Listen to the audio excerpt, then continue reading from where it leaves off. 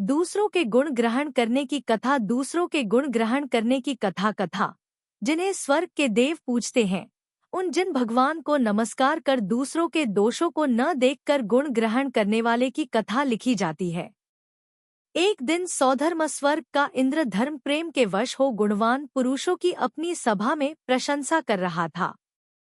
उस समय उसने कहा, जिस पुरुष का, जिस महात्मा का हृदय इतना उदार है कि वे दूसरों के बहुत से अवगुणों पर बिल्कुल ध्यान न देकर उसमें रहने वाले गुणों के थोड़े भी हिस्से को खूब बढ़ाने का यत्न करता है, जिसका ध्यान सिर्फ गुणों के ग्रहण करने की ओर है, वह पुरुष, वह महात्मा संसार में सबसे श्रेष्ठ है, उसी का जन्म भी सफल है।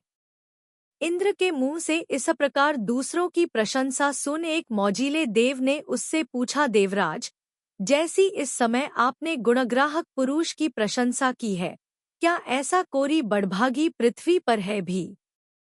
इंद्र ने उत्तर में कहा, हाँ है, और वे अंतिम वासुदेव द्वारका के स्वामी श्री कृष्ण। सुनकर वह देव उसी समय पृथ्वी पर आया। इस समय श्री कृष्ण नेमिनाथ भगवान के दर्शनार्थ जा रहे थे। इनकी परीक्षा के लिए यह मरे कुत्ते का रूप ले रास्ते में पड़ गया। इसके शरीर से बड़ी ही दुर्गंध भभक रही थी। आने जाने वालों के लिए इधर होकर आना जाना मुश्किल हो गया था। इसकी इस असह्य दुर्गंध के मारे श्री कृष्ण के साथी सब भग खड़े हुए। इसी समय वह देव एक दूसरे ब्राह्मण का रूप लेकर श्री कृष्ण के पास आया और उस कुत्ते की बुराई करने लगा, उसके दोष दिखाने लगा। श्री कृष्ण ने उसकी सब बातें सुनसुनाकर कहा, आहा, देखिए, इस कुत्ते के दांतों की श्रेणी स्फटिक के समान कितनी निर्मल और सुंदर है।